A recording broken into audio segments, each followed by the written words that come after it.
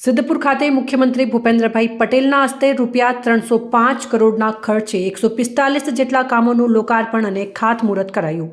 સિદ્ધપુર ખાતે મુખ્યમંત્રી ભૂપેન્દ્રભાઈ પટેલ દ્વારા પાટણ જિલ્લાના વિવિધ વિભાગોના વિકાસ કાર્યોનું લોકાર્પણ અને ખાતમુહૂર્ત કરવામાં આવ્યું હતું।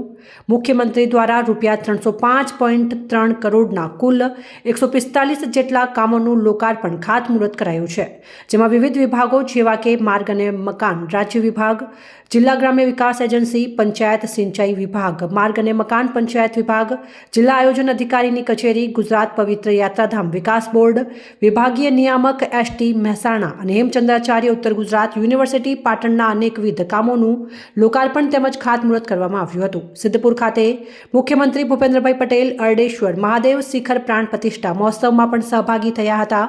આ કાર્યક્રમમાં કેબિનેટ મંત્રી બળવંતસિંહ રાજપૂત, પાટણ સાંસદ ભરતસિંહ ડાભી, પાલિકા પ્રમુખ અનિતાબેન પટેલ, સાંસ્કૃતિક કમિટીના ચેરમેન ભાવેશભાઈ રાજગુરુ, સદસ્ય અંકુરભાઈ મારફતિયા, APMCના ચેરમેન વિષ્ણુભાઈ પટેલ સહિત પદાધિકારીઓ, અધિકારીઓ તેમજ નાગરિકો ઉપસ્થિત રહ્યા હતા।